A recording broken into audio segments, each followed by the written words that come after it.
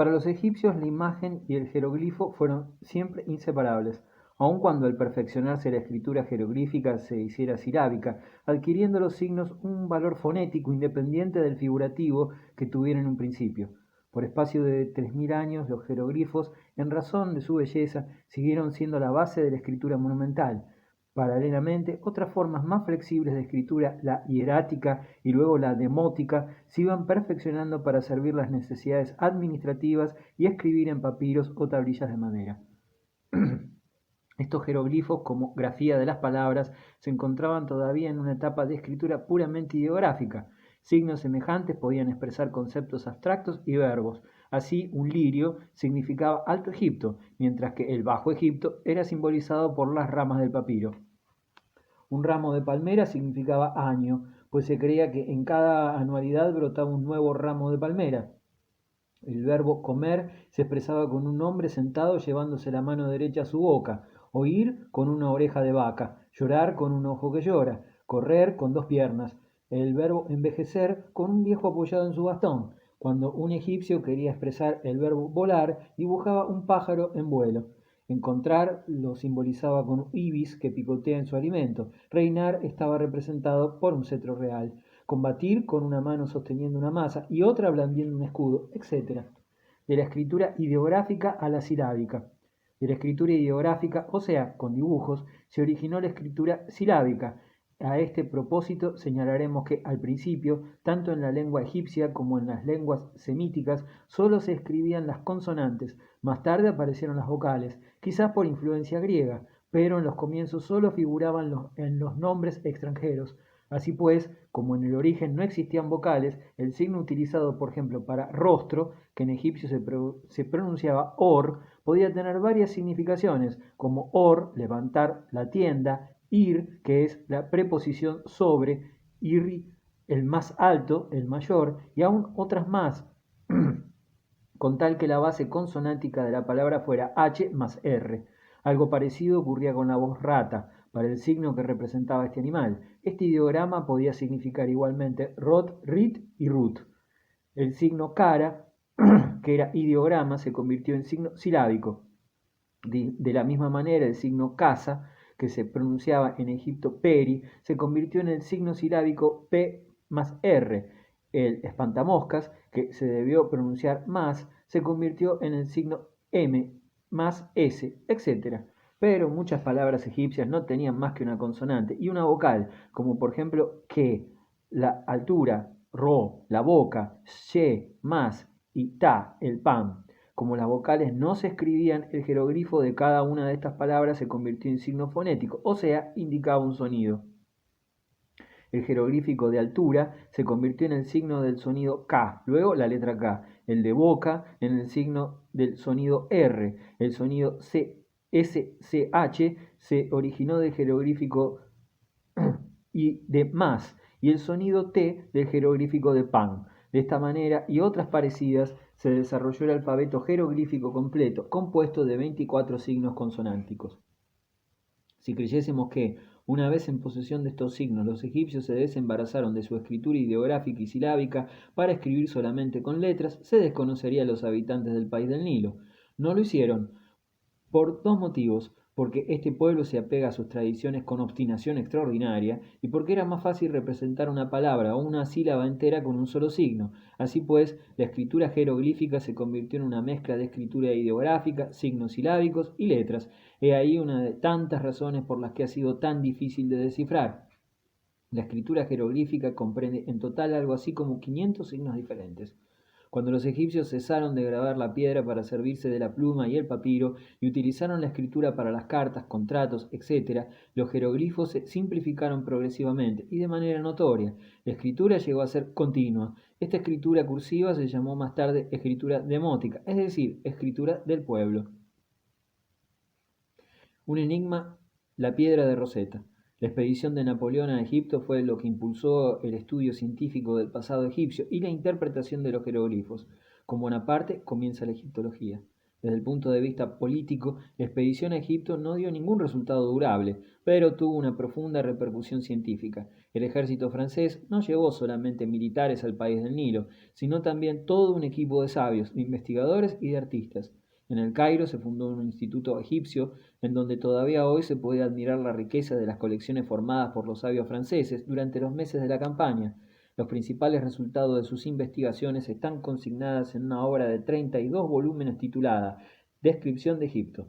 La mayor parte de los descubrimientos franceses cayó en manos de los ingleses y después de la capitulación del ejército napoleónico, y ahora forman la base de las colecciones de antigüedades egipcias del British Museum de Londres. Los soldados franceses realizaron el descubrimiento más importante efectuando obras de fortificación cerca de la pequeña ciudad portuaria de Rosetta, al este de Alejandría. Desenterraron una piedra de basalto pulido de color negro, la piedra de Rosetta. La llamada piedra de Rosetta fue un elemento de capital importancia para que Champollion pudiera descifrar los jeroglíficos egipcios. Esta lápida, descubierta en 1799, lleva el texto de un decreto relativo a los honores que debían rendirse a los templos al rey y figura en 3 versiones. En la parte superior, 14 líneas de jeroglifos. En el centro, 32 renglones en escritura demótica, popular o corriente. En la parte inferior, 54 renglones en griego, idioma de la corte de Alejandría. En la sexta línea de la parte superior fue donde se descubrió el nombre de Ptolomeo, vocablo clave para su interpretación. La piedra de Rosetta es de importancia excepcional por tener 3 inscripciones diferentes: un texto jeroglífico, un texto en otros caracteres egipcios, una escritura cursiva, como los que se encuentran ordinariamente en los rollos de papiro, y bajo estos 2 textos una inscripción en griego. Los sabios no tuvieron ningún trabajo en descifrar esta última. Se trata de una decisión tomada por una asamblea de sacerdotes de Memphis en 196 a.C., durante el reinado de Ptolomeo V. Según la inscripción, este rey eximió a sus súbditos de ciertos impuestos, desgravación que aumentó su bienestar. Para agradecer este noble rasgo, los sacerdotes habían decidido erigir una estatua al rey en cada templo y organizar cada año festejos en su honor, y perpetuaban esta decisión haciéndola grabar en piedra y ordenando fuese colocada una copia en todos los templos importantes. Un ejemplar de estas placas conmemorativas fue lo encontrado por los soldados de Napoleón, aunque por desgracia la piedra estaba muy deteriorada. La piedra de Rosetta proporcionaba a los egiptólogos la traducción griega de un texto jeroglífico bien delimitado y un texto escrito en la antigua escritura popular de los egipcios. Se había encontrado, pues, la clave de los jeroglifos, pero ¿cómo emplearla? ¿Cómo identificar los signos de esta escritura desconocida que pertenecía a una lengua ignorada y desaparecida sin tener la menor idea de su pronunciación? En aquel texto se citaba una importante cantidad de nombres propios, y estos siempre se parecen un poco en todas las lenguas.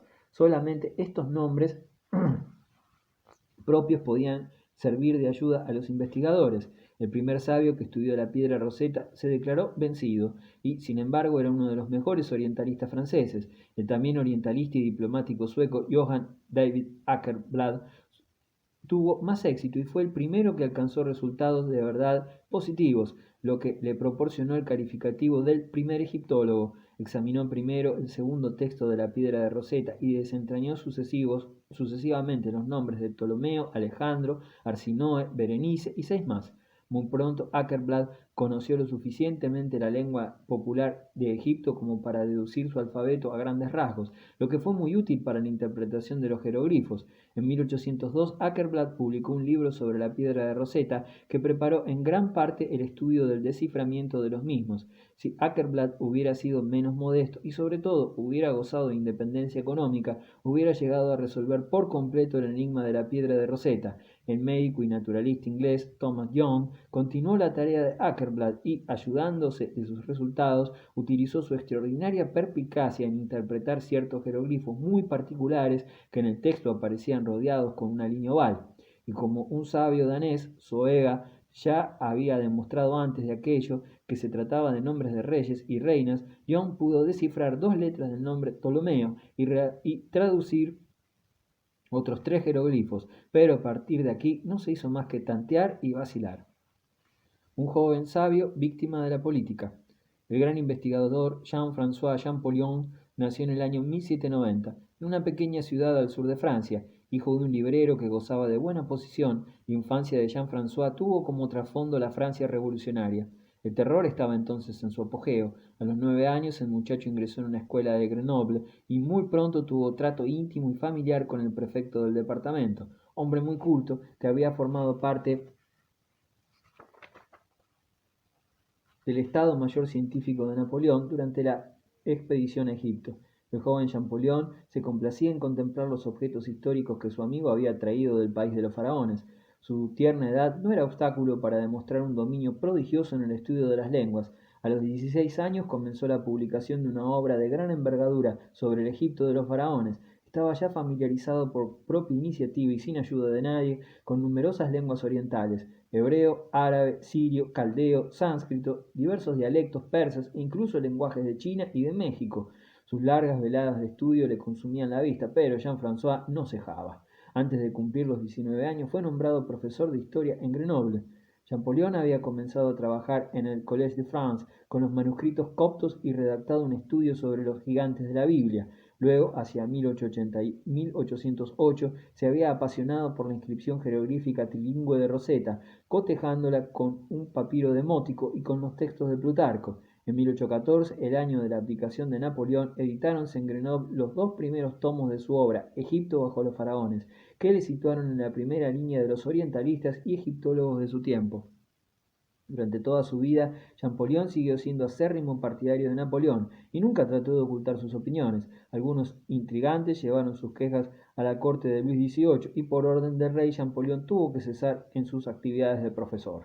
Privado de su cátedra, se retiró a Figeac, su población natal, en el departamento de Lot, y siguió sus estudios sobre gramática y diccionario coptos. Hasta pasados 6 años no recibió autorización para regresar a París y entonces, en 1821, pudo seguir dedicándose a sus trabajos para la interpretación de documentos jeroglíficos.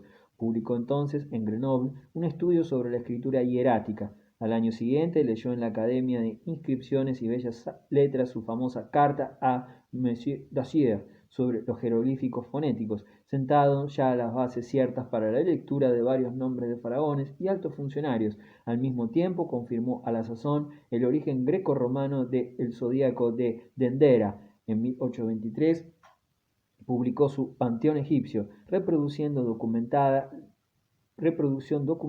de las divinidades de aquel antiguo imperio oriental, y el siguiente año un ensayo del sistema jeroglífico de los egipcios, confirmando sus métodos de descifrar. Su reputación como egiptólogo era ya enorme en todo el mundo erudito. Aun con la salud muy quebrantada por el prolongado trabajo y su innata inquietud, había descubierto el camino de un nuevo mundo, en donde la paz de su alma estaría al abrigo de todas las tempestades de la política. Se entregó al dominio infinito de la egiptología, ciencia que aún estaba en pañales. Champollion descifra jeroglifos. Su primera tarea fue explicar los 7 jeroglifos que componían el nombre del rey Ptolomeo, o en griego Ptolemaios. Después de muchísimas horas de búsqueda y decepciones, descubrió que en el texto jeroglífico el nombre aparecía en esta forma, Ptolemais. Se ayudó también con el nombre de Cleopatra, que aparece en la inscripción jeroglífica de un obelisco de la isla Philae, al sur de la primera catarata. Se tenía una traducción griega del texto y Champollion se procuró una copia de la inscripción. El nombre Cleopatra, rodeado en el texto jeroglífico con la habitual línea oval, aparecía de la siguiente manera. Con la explicación de este nombre, Champollion encontró 3 jeroglifos que eran comunes a ambos nombres, es decir, P, O y L. Además, descubrió otros 2 signos que traducían las variantes de sonidos T y otros 7 jeroglifos. Animado por el éxito, continuó por el camino ya trazado y comenzó el examen comparativo de todos los nombres y títulos reales que cayeron en sus manos. Debemos tener en cuenta que la escritura jeroglífica no es esencialmente literal. El mismo jeroglifo puede representar una palabra entera, y esta no es la única dificultad. Un mismo jeroglifo puede en distintos casos indicar sonidos diferentes, según el sonido que le siga. Por otra parte, la interpretación de los jeroglifos estaba obstaculizada por una graciosa invención de los egipcios de la 18 dinastía, la introducción de acertijos en la escritura. Por ejemplo, a veces se encuentra en el texto un dibujo representando un hombre que agarra un cerdo por el rabo. En egipcio se decía Kes y cerdo Teb. Por lo tanto, el acertijo significaba Kesteb, que quiere decir lapislázuli.